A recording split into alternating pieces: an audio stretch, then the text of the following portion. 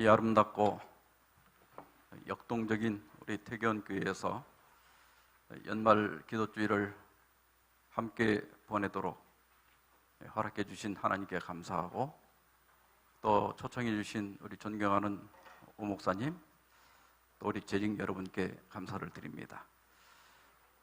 저도 이제 저의 목회를 마감하면서 많이 기도하고 또 정리하는 그런 연말 기도주일이 되었습니다. 오늘 새벽에 일찍 일어나서 저희 집사람과 함께 지난 결혼해서부터 지금까지 35년 동안의 삶을 같이 이야기하고, 이야기마다 저나 저희 집사람이나 그저 하나님의 은혜에 감사하다, 우리가 제7일 안식일 예수 재림교인이 된 것이 너무너무 감사하다, 그런 이야기를 많이 나눴습니다.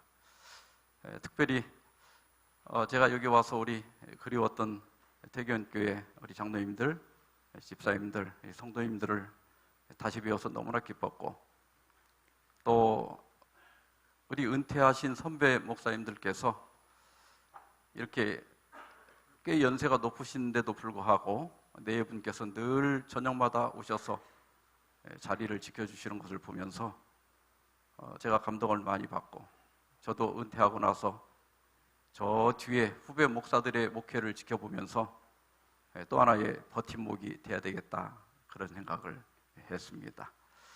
이렇게 귀한 시간을 갖게 해주신 여러분께 감사하고, 또 날씨가 쌀쌀하지만은 매일 저녁 오셔서 함께 말씀을 나누고 또 기도에 동참해 주신 여러분께도 감사를 드립니다.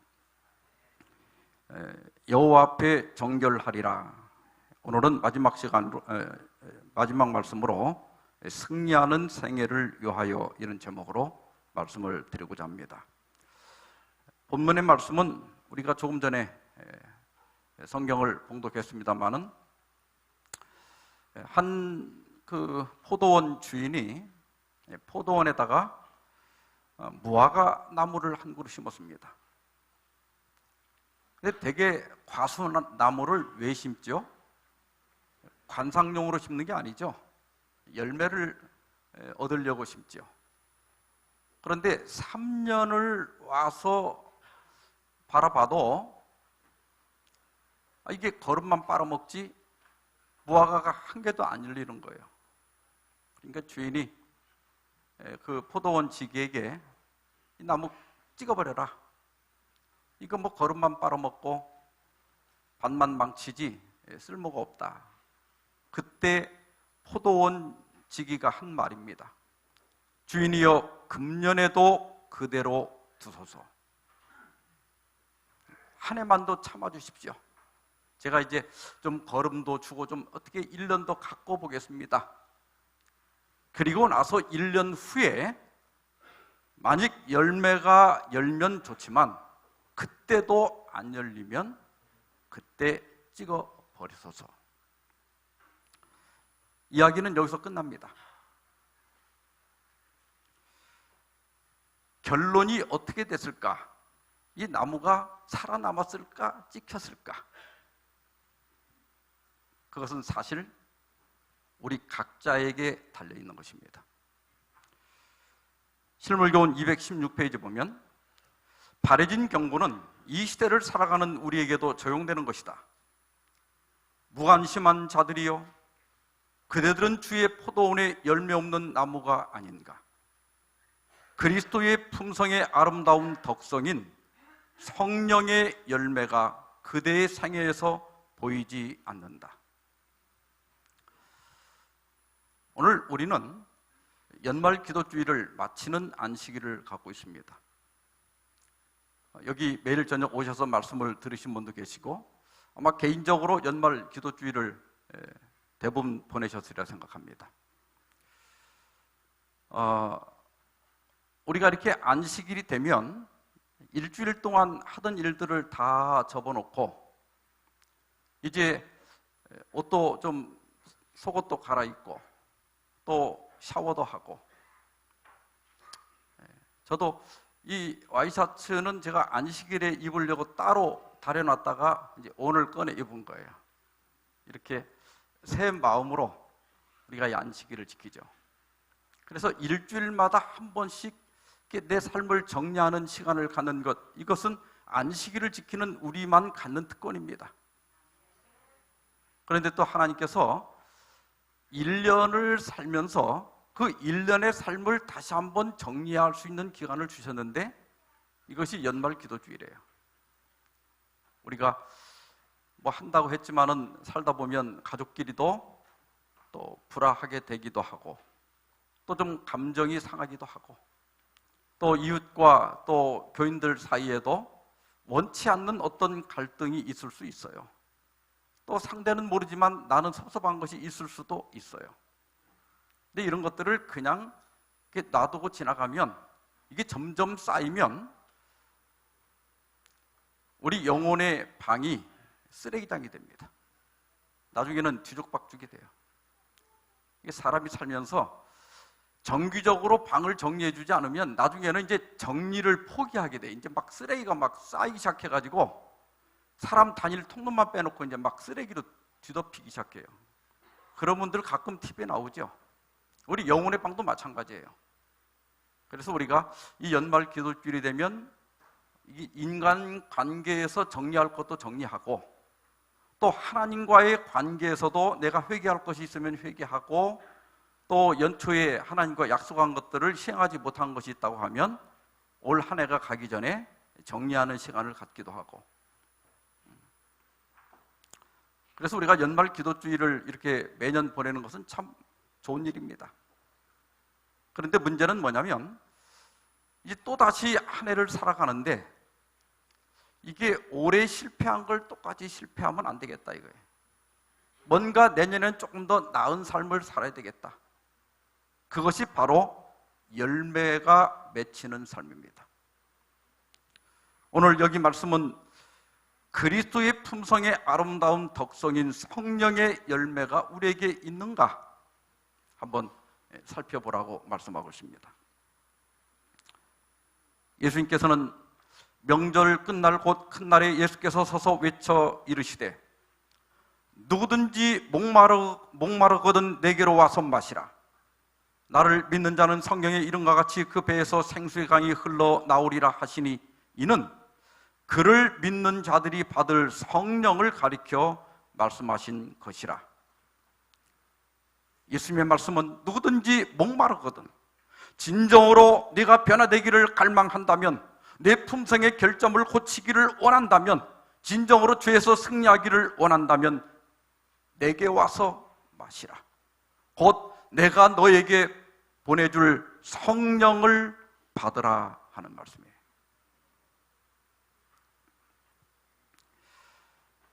제가 연수원에 발령을 받고 연합회장님한테 전화를 받았습니다. 이제 오늘 연수원장으로 결정이 됐는데 우리 교단 내에 한 3,700명가량의 교역자들이 있습니다. 우리 교단 내에서 봉급을 받는 분들이에요. 이 교역자들을 연수원으로 보낼 테니까 사람을 좀 변화시켜서 내보내 주십시오. 그래요. 그래서 제가 연합회장님 사람이 변화됩니까? 그랬더니 연구해 보세요. 그래요. 그냥 감동을 줘서 보내라 하면 제가 좀 하겠어요. 어떻게? 근데 사람을 어떻게 일주일 사이에 변화시키는가? 그래서 참 여러 가지 해봤습니다. 그냥 온 우리 그 교육자들을 십자가에 매달아도 보고 또 촛불 헌신에도 해보고 그리고 세종 예식을 하여튼 내가 평생 목회한 것보다 지난 9년 동안 더 많이 했어요. 하여튼 뭐 여러분들은 한 번 하고 하지만 나는 뭐 연수생들이 올 때마다 세종 예식 했으니까 성만찬 예식도 해보고 노작도 시켜보고 새벽 기도부터 시작해서 말씀도 많이 강론도 하고 근데 이것저것 다 해봤는데 어떤 목사님이 입소를 해서 그래요. 이제 자기소개하는 시간에 먼저 연수원을 다녀간 자기 친구 목사님한테 전화했대요. 야, 연수원 갔더니 좋더냐? 그랬더니 그 목사님이 그러더래요. 가니까 좋긴 좋은데 효과가 딱 3일 가더라 그러더래요.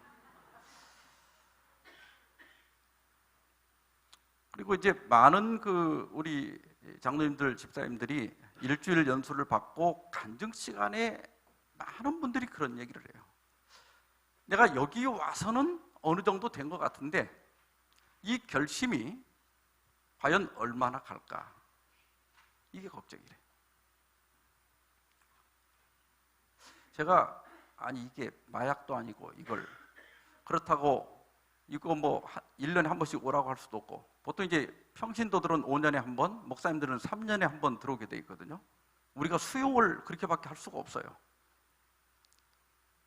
근데 이 효과가 이게 3일밖에 안 간다는데 이걸 어떻게 되나? 결국 제가 사람이 변화되고 영성을 기르는 데 있어서 온갖 방법을 다 시도해보고 노력해보았는데 제가 얻은 결론은 결국은 이것은 성령께서 하시는 일이라고 하는 거예요. 다시 말하면 우리가 성령 충만이 없이는 지금의 결심을 유지할 수도 없고 우리가 그리스도 안에서 성장할 수도 없고 아름다운 열매를 맺을 수도 없다는 겁니다.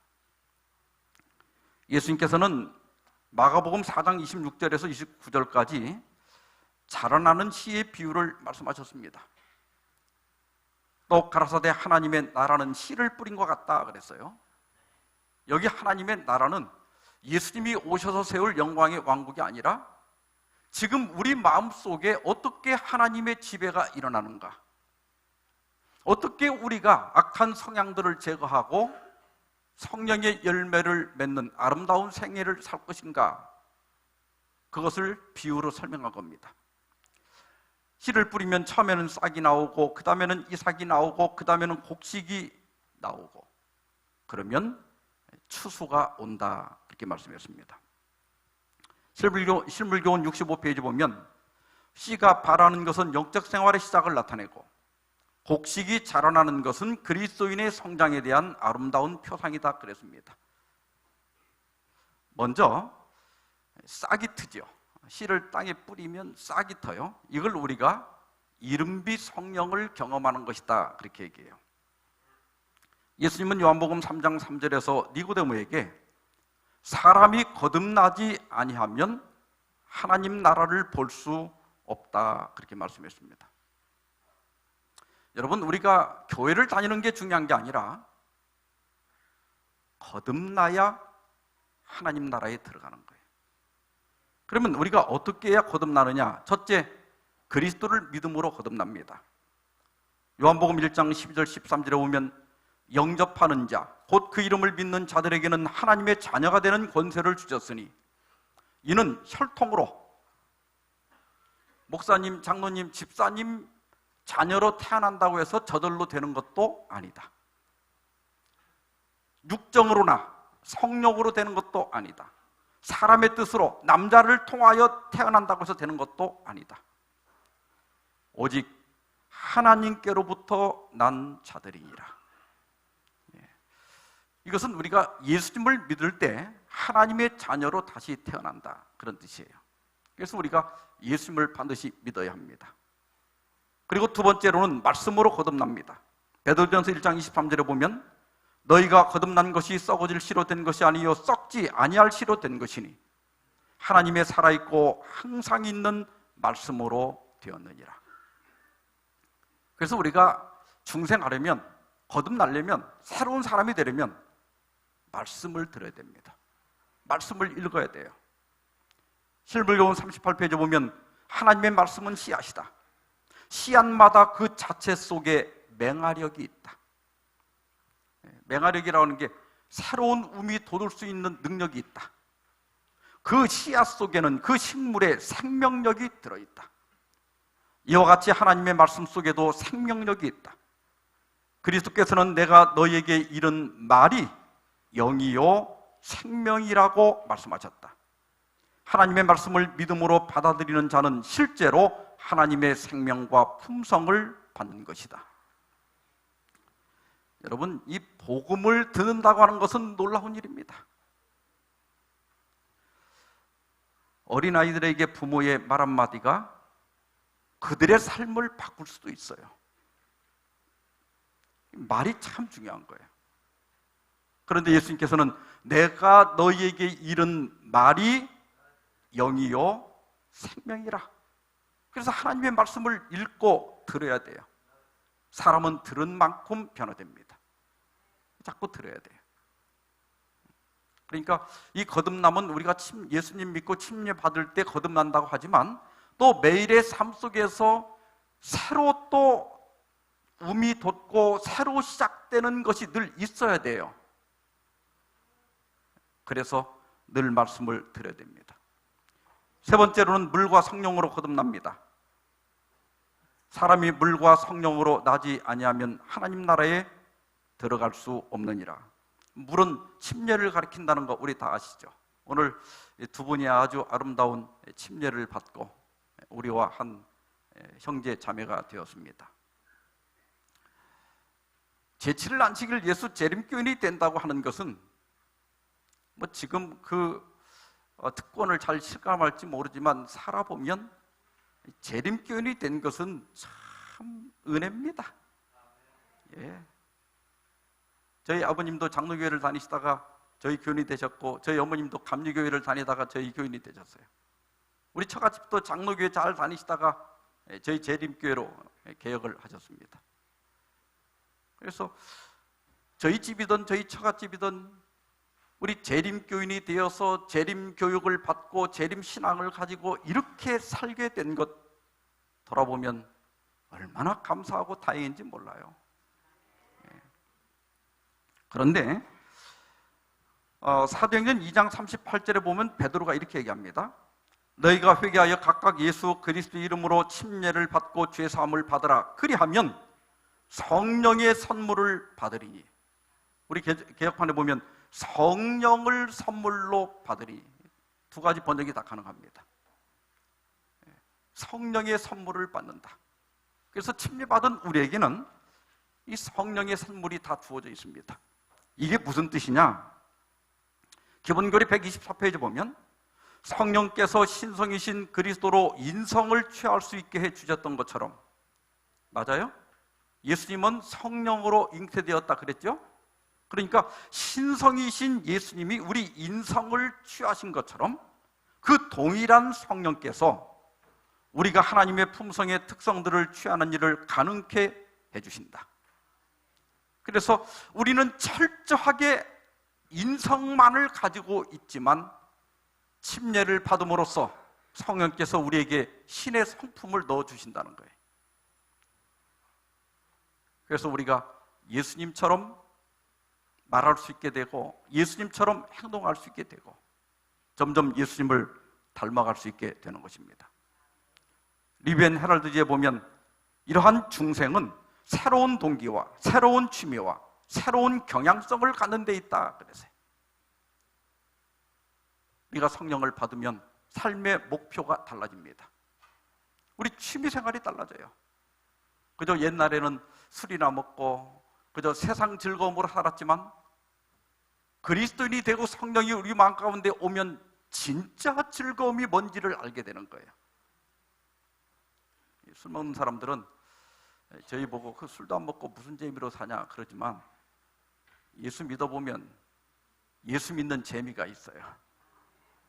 세상에서는 아무리 즐기고 재밌게 살아도 돌아오면 피곤하기만 하고 허전하기만 하지만 그리스도 안에서 우리가 성도들과 함께 사는 이 삶은 끝나고 나서도 여운이 남고 흐뭇한 기쁨이 있는 그런 삶이 바로 재림 신도의 삶입니다. 삶의 목적이 달라져요. 취미가 달라져요. 입맛이 달라져요. 가치관이 달라집니다.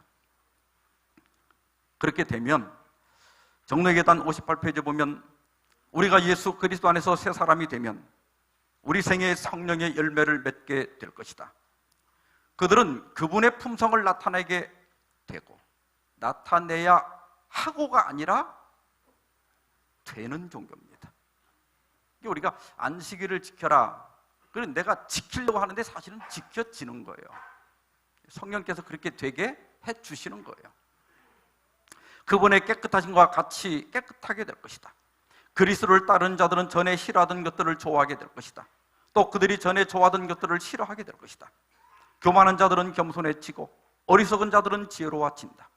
술을 많이 마시던 자들은 더 이상 마시지 않게 되고, 불순한 자들은, 세상의 허영을 좋아하던 자들은 그것들을 버리게 된다.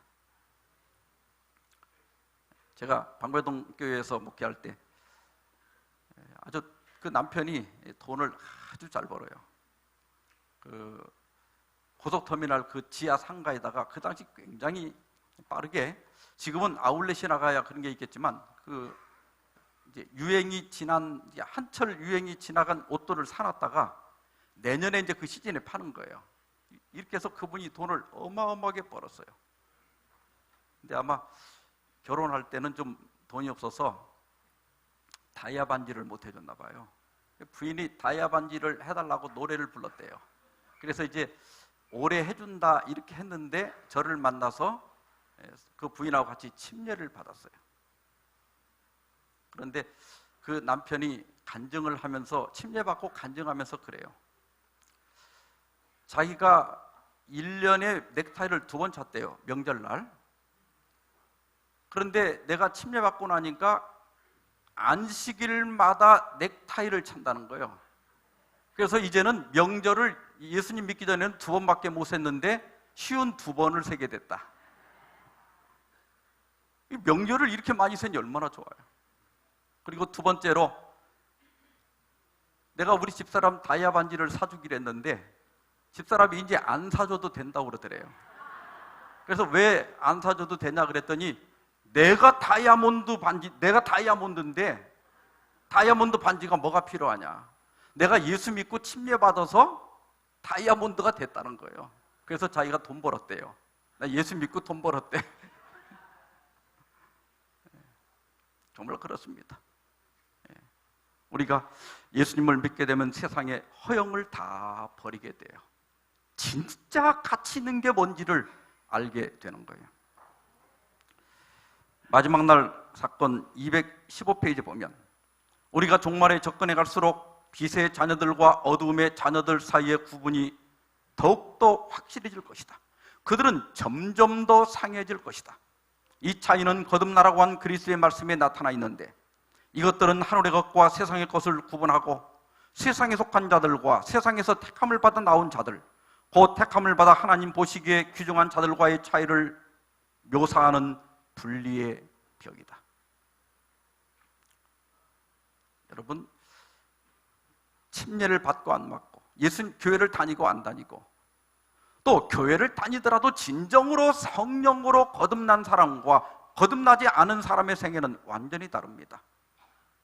지금은 별 차이가 없어 보이지만 시간이 흘러갈수록 차이가 점점 벌어지게 돼요.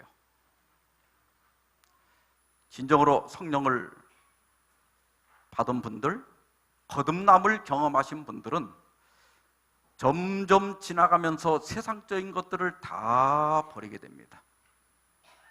심지어 품성까지 변화가 돼요. 그런데 이 거듭나지 않고 교회를 계속 다니면, 성령 없이 지식으로 말씀을 배우게 되면 따지기 좋아하고 까다로워지고, 자기처럼 못하는 사람 비판하기 좋아하고, 그래서 교회는 다니지만 골치 아픈 사람이 됩니다. 이게 바로 거듭났느냐 거듭나지 않았느냐, 성령을 받았느냐 성령을 받지 못했느냐, 이 거듭남이 그 둘을 가르는 분리의 벽이다. 그래서 우리가 물로 침례를 받는 것도 중요하지만 예수님을 통하여 우리에게 주어진 성령을 받음으로써 그 성령 하나님께서 우리에게 가르쳐 주시고 깨닫게 하시고 인도하시는 대로 따라가는 삶이 더 중요한 거예요. 그래야 우리가 점점 변화되고 예수님을 닮게 됩니다. 두 번째는 자라나는 것입니다. 에베소 4장 15절 우리 다 같이 한번 읽어볼까요? 시작. 오직 사랑 안에서 참된 것을 하여 범사에 그에게까지 자랄지라. 그는 머리니 곧 그리스도라. 우리가 어디까지 자라야 된다고요? 예수님까지. 그래서 예수의 마음을 품자. 이 교회가 정말 좋은 교훈을, 목표를 교회 벽에 붙여놨습니다. 사도 바울은 내가 어렸을 때는 말하는 것이 어린아이와 같고 깨닫는 것이 어린아이와 같고 생각하는 것이 어린아이와 같다가 장성한 사람이 되어서는 어린아이의 일을 버렸노라 그랬어요. 사람 나이가 먹었다고 어른 되는 것 아닙니다. 40대 후반인 한 여집사님이 계신데 저하고 이제 필요할 때마다 전화 상담을 하시는 분이에요. 재작년 여름에 저한테 전화가 왔어요. 목사님, 내가 우리 남편 때문에 환장하고 있다고. 그래, 왜요? 그랬더니 이제 그분 아들이 서울에 있는 대학에 합격을 했어요. 그래서 대학을 다니다가 이제 여름 방학을 해갖고 이제 오랜만에 온 거예요. 아들이 혼자 자취를 하다가 오랜만에 온 거야. 그러니까 그 엄마가 오랜만에 이제 그 아들이 오니까 그 아들이 좋아하는 이제 반찬을 이렇게 많이 만들어 갖고 식탁을 차려놓은 거야. 남편 보고 밥 먹으라고 그랬더니 밥 먹으러 와서 이렇게 식탁을 보더니 밥 안 먹는다고 방으로 들어가더래요. 그래서 왜 안 먹냐 그랬더니 나한테는 반찬 안 해주고 아들이 왔다고 아들만 맛있게 이렇게 반찬을 많이 만들어줬다고 삐졌다네. 그래서 그 집사님이 환장하겠대. 이게 애지. 이게 아빠가 맞냐는 거예요, 이게. 그래서 이제 애가 대학을 다니니까 이제 자꾸 크니까 고등학교 다니던 때 옷을 못 입잖아요. 그러니까 이제 여름 되면 여름옷도 사줘야 되고 겨울 되면 잠바도 사줘야 되는데 겨울에 잠바를 하나 사줬더니 또 삐졌다네 또. 나는 안 사주고 아들만 사줬다고. 우리가 이렇게 자라면 어른답게 살아야 되는데 잘하지 못하면 나중에 교회를 20년, 30년, 40년을 다녀도 애 같은 교인이 돼요. 메슬로는 1943년에 5단계 욕구 단계서를 발표했습니다. 사람의 욕구가 이제 이렇게 생리적 욕구에서 안전 욕구로, 안전 욕구에서 애정 욕구로, 애정 욕구에서 존경 욕구로, 존경 욕구에서 자기 싫은 욕구로 성장한다는 거예요. 그런데 대개 사람들이 존경 욕구까지는 잘 성장이 됩니다. 이제 어느 정도 한 50쯤 넘어가면 승인받고 존경받고 그러고 싶어서 지위도 좀 원하고 또 명예도 갖기를 원해요. 여기까지는 다 잘해요. 그런데 이제 성장 욕구로 자라가야 되거든요. 자기 실현 욕구가 충족이 되면 자기 완성이 이루어지게 되고 삶의 보람을 느끼게 돼요. 그러면 뭐든지 감사하는 거예요. 그죠? 내가 우리 태계원 교인이 된 거 참 감사하다. 내가 직분을 맡은 거 참 감사하다. 그리고 이제 나보다 연약한 사람들을 어떻게 도와주나. 그래서 나처럼 기도 못하는 사람, 나처럼 교회 꼬박꼬박 못 오는 사람, 지각하는 사람, 나처럼 성경 모르는 사람을 불쌍히 여기고 어른의 입장에서 도와주려고 자꾸 하는 거예요. 근데 이게 자기 실현이 잘 안 되면 이제 자기만치 못하는 사람을 깜보는 거예요. 이제 욕하고 손가락질하고 비판하고. 그래서 거의 애들 같아. 또 껄핏하면 삐져갖고 또 교회 뭐 안 나온다, 딴 교회 간다 그랬었고 아주 속을 바글바글 썩여요. 여기 이분법을 극복한다. 우리가 이제 50이 넘어가면 영적으로도 어른이 돼야 돼요. 그래서 뭐 이제 그 정도 되면 사람이 이렇게 문자에 매이지 않고 관습에 매이지 않고 뭐 이렇게도 뭐 괜찮고 저렇게도 괜찮은 것. 물론 안식일을 그렇게 하면 안 되고 율법을 그렇게 하면 안 되죠. 그러나 나머지야 뭐 서서 기도를 하든 앉아서 하든 무릎을 꿇든 뭐 박수를 치든 안 치든 그건 교회가 그렇게 하기로 결정하면 따라가면 별 문제 없어요. 구원받는데 아무 상관도 없고. 사도 바울은 빌립보 4장 11절로 13절에서 내가 궁핍함으로 말하는 것이 아니니라. 어떠한 형편이든지 나는 자족하기를 배웠노니 나는 비천에 처할 줄도 알고 풍부에 처할 줄도 알아. 모든 일 곧 배부름과 배고픔과 풍부와 궁핍에도 처할 줄 아는 일체의 비결을 배웠노라. 내게 능력 주시는 자 안에서 내가 모든 것을 할 수 있느니라. 바울은 내가 비천할 때도 하나님을 의심하거나 원망하거나 불평하지 않고 감사할 수 있게 되었다는 거예요. 내가 부자가 되어도 교만하지 않고 신앙에 나태해지지 않고 하나님께 여전히 감사하고 내가 받은 것은 모두 하나님의 은혜라. 이렇게 말할 수 있게 되었다는 거예요. 그래서 신앙이 왔다 갔다 하지 않고 이게 바로 어른의 모습이에요. 그런데 사도 바울은 이 메슬로는 이 욕구 단계설을 발표하고 나서 25년이 지나서야 자기 실현 욕구가 최상의 욕구가 아니라는 걸 깨달았어요. 상위 욕구가 하나 더 있는데 그게 자기 초월 욕구입니다. 이제는 자기 만족으로 끝나는 게 아니라 무언가 다른 사람에게 베풀고 이 세계에도 기여를 하고 싶어 한다. 이제는 자꾸 베풀고 싶어 한다 이거예요. 여러분 연세대 명예교수인 김형석 교수님이라고 아세요? 이분이 지금 올해가 100세예요. 우리 나이로 100세. 이분이 쓴 100년을 살아보니라는 책이 있어요. 근데 이분이 인생의 최고 황금기는 자기가 100년을 살아보니까 60세부터 75세까지더라. 왜냐하면 그때 애들 다 키워놓고 그때서 정말 내 삶을 즐길 수 있게 되고 인생도 좀 이렇게 통달하게 되더라.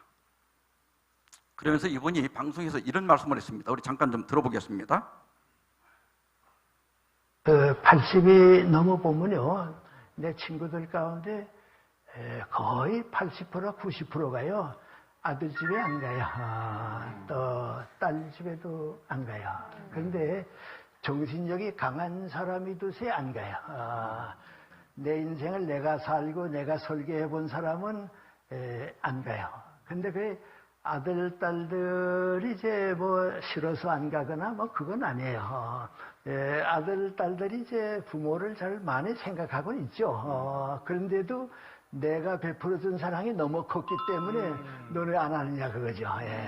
그 부모가 자식에게 주는 사랑은 그건 절대거든요. 그러니까 나는 너한테 100을 사랑했는데 너 나 늙었다고 왜 도와주지 않냐 그러거든요. 그런데 지혜롭게 생각하면 그건 아니에요. 내가 너를 도와준 것을 너는 너희 아들, 딸들에게 주어라. 그거 이제 우리 사는 도는 것 같아요. 그래서 70쯤 되고 손주들이 생기게 되면요, 그때는 애정이 인간의 애로 변해요. 한 인간이기 때문에, 인간에 대한 사랑이기 때문에 이제 그래요. 내가 내 아내가 좀 오래 병중에 있어서 그 병이 시작할 때부터 이제 말은 못했으니까요. 20년 동안 이제 말을 못하는 이제 아내를 돌봐주고 있는데요. 다들 내 친구들이 만나면, 아이고, 어떻게 그렇게 그 해줬냐고 말이죠. 난 4, 5년 이러면 하겠는데 그 이상은 못할 것 같아 말이죠. 그래요. 그럼 나는 겪어보면 안다고. 그때는 애정이 아니고 인간애가 있다고. 옆집 사람도 그럴 때는 도와주게 돼 있고요. 불행한 사람이 지나가다가 우리 집에 머물러도 그건 도와주게 돼 있다고. 거의 인간애예요. 그래서 위해주려고 하는 마음을 넣더라도 좀 가지는 거, 마음을 열어야겠다 하는 생각을 하는 것이 좋습니다. 예. 이제 나이가 70이 넘으니까 인간애가 생긴다. 내가 어떻게 아내를 뭐 신혼 때처럼 사랑할 수 있겠느냐. 그러나 아내가 나중에 병들어서 이렇게 병수발을 하게 될 때, 내가 옆집 사람도 어려우면 도와주게 돼 있는데 내가 내 아내를 20년 뭐 이렇게 돌보는 게 힘들겠느냐? 그 인간애가 있다 이거예요. 이게 바로 자기 초월 욕구에 도달한 거죠. 그러니까 그저 나 하나 잘 살면 되지 이게 아니라 옆에 나보다 힘든 사람이 있으면 도와야지. 그래서 우리가 신앙 안에서 성장하면 이렇게 베푸는 삶이 돼요. 나보다 못한 사람을 비난하고 손가락질을 하는 게 아니라 내가 도와줘야 되겠다. 저 사람은 내 도움이 필요한 사람이다.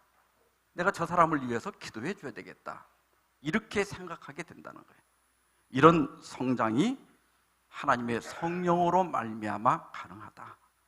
그래서 자꾸 우리 교인들이 지금부터 여러분들이 생각할 게 뭐냐면 그리스도 안에서 그리스도에 이르기까지 나도 자라야 되겠다. 이제는 자기 실현, 내 만족에서 끝날 게 아니라 다른 사람을 배려하고 내가 조금 뒤로 물러가서 이제는 당신이 하세요. 이렇게 자리를 잡고 비워주고 당신이 영광을 받으시라고. 내가 아니라 그렇게 하는 것이 성장하는 것이다. 제가 인터넷에서 아주 감동적인 기사를 하나 봤어요. 어떤 사람이 지갑을 잃어버렸어요. 지난 8월 달에. 그런데 한 할아버지가 지갑을 주었다고 연락이 왔는데 이분이 71살 된 분이고 청소 노동자입니다. 근데 이분이 지금 서로 카톡을 주고받는 장면인데 저는 지갑을 주선 맞춤법은 안 맞아요. 71살이 되는데요. 저는 0045개에서 야간 미화원으로 근무하는데 새벽 3시 40분에 자전거로 퇴근하다가 이제 지갑을 발견했다. 근데 이제 제가 지갑을 찾으면 사례를 드리고 싶어요. 월요일 날 만납시다. 그랬더니 얼마나 불편하겠어요. 신경 쓰지 마세요. 좋은 일 했는데요. 이렇게 부담 갖지 마라. 그래서 이분이 그 트위터에다 올린 걸 보면 이제 그 주변에 좀 어디다 맡기면 내가 찾아가겠다. 서로 이렇게 시간을 정해서 만나는 게 어려우니까. 그런데 맡길 데가 없다는 거예요. 그래서 이제 그 할아버지한테 직접 만나서 그 지갑을 받았는데 그 밑에서 세 번째 줄에 보면 할아버지가 잃어버리지 말라며 새 가방을 사셔서 지갑을 담아주셨다. 집 가는 길에 어찌나 눈물이 나던지. 그 할아버지가 사준 지갑이 찍어서 올렸어요. 그러니까 여러분 이렇게 지갑만 찾아서 돌려줘도 이게 요즘 세상에 굉장한 일이에요. 얼마나 귀찮아요. 그런데 그 지갑을 찾아주면서 또 뭐라 그래요? 거기다가 또 가방을 하나 이렇게 목에다 걸고 다니면서 잊어버리지 말라고 가방까지 하나 사서 준 거예요. 나도 이런 어른이 돼야겠다고 생각했다. 문자 내용도 가방도 너무 따뜻해서 글 쓰는데 또 눈물이 맺히네. 할아버지 오래 사시고 복 많이 받으세요. 저는 이분이 연세도 70이 넘으셨고 또 청소를 하시는 분이지만 이 사람의 경지로서는 뭐 어디 대학을 나오고 뭐 세상에 훌륭한 직분을 가진 사람보다 훨씬 더 높은 경지에 도달했다고 생각합니다. 그 지갑 하나 그냥 버려도 되는데 그걸 만나서 돌려주는 것도 훌륭한 일이지만은 거기다가 가방까지 하나 사줄 수 있는 여유를 가졌다는 것은 이분은 목사인 저보다도 나은 사람이다. 저는 그런 생각을 합니다. 우리 예수님도 인자에 온 것은 섬김을 받으라 함이 아니라 도리어 섬기려 하고 자기 목숨을 많은 사람의 대속물로 주려 함이니라. 예수님은 받으러 오신 것이 아니라 주러 오셨다. 이러한 예수님의 삶이 우리의 삶이 되어서 우리 퇴견교회를 찾아오는 많은 사람들이 여러분들을 통하여 그리스도가 어떤 분인지, 그분이 연약하고 상처받은 나를 어떻게 구원하시는지를 여러분을 통하여 경험하게 되기를 주의 이름으로 축원합니다. 그러면 마지막으로 곡식이 맺히게 되는데 이게 바로 느dim비 성령을 경험하는 거예요. 사도 바울은 누가 주의 마음을 알아서 주를 가르치겠느냐? 그러나 우리가 그리스도의 마음을 가졌느니라. 우리 예수의 마음을 품자 그랬죠. 여러분 정말 이게 우리 연수원 원혼이거든요. 이 목표를 가지고 저도 마지막 죽기 전에는 최소한 내가 그리스도의 마음을 가졌느니라. 이렇게 속으로라도 좀 간증을 하고 죽으면 좋겠다 그런 생각을 해요. 이게 우리가 신앙하는 목표입니다. 하늘나라 가는 것도 중요하지만 결국 그리스도를 닮은 사람만이 하늘에 갈 수 있고 이것이 하나님의 성령께서 하시는 일입니다. 그리스도인 생애의 목적은 열매 맺는 일이다. 곧 믿는 사람의 마음속에 그리스도의 품성을 재현시키고 또 다른 사람에게서도 그 품성이 재현되도록 하는 것이 그리스도인 생애의 목적이다. 저는 우리 태견교회가 참 좋은 교회고 저에게도 아주 친밀한 교회고 제가 사랑을 많이 받은 교회입니다. 이번에도 왔는데 그냥 우리 오 목사님이 뭐 물어보면 자꾸 주워요. 목회실에 꿀이 있길래 저거 무슨 꿀이냐고 그랬더니 또 우리 침례받으면 여기는 꿀 준다네. 이거 세상에 나 꿀 주는 교회는 또 처음 봤어요. 나도 다시 한번 받고 싶더라고. 근데 그냥 물어봤는데 또 어제 한 병 주시네 또. 이렇게 주는 교회. 누구든지 이 교회를 찾아오면 외로운 사람들에게는 친구가 생기고 상처 입은 분들은 그 상처가 치료되고 고통하는 사람들은 그 고통에서 구원을 받고 춥고 배고픈 사람들에게는 또 도움의 손길이 주어지는 그런 교회가 되어서 이 교회가 예수님을 만나게 하고 그 예수님이 어떤 분인가를 보게 하는 아름다운 교회가 되기를 주의 이름으로 축원합니다. 만군의 여호와께서 말씀하시되 이는 힘으로 되지 아니하며 능력으로 되지 아니하고 오직 나의 영으로 되느니라. 그래서 우리가 이제는 성령 하나님에 대하여 인식하고 성령 하나님을 우리의 삶 속에 늘 역사하시는 그분을 자꾸 우리가 인식을 해야 돼. 이게 성령께서 이렇게 하라고 하는구나. 깨닫게 하시는구나. 이게 성령을 자꾸 인식하고 그 성령의 음성에 순종하고 또 따라가는 것. 그렇게 할 때 진정한 성장이 이루어지고 품성의 변화가 이루어집니다. 현재 우리가 살아가고 있는 시대는 간구하는 자들에게 성령의 시대가 되어야 한다. 그분의 축복을 구하라. 우리 태견교회가 더욱 성령 충만해서 아름다운 그리스도를 드러내는 교회가 되기를 진정으로 바라면서 오늘 말씀 마치겠습니다.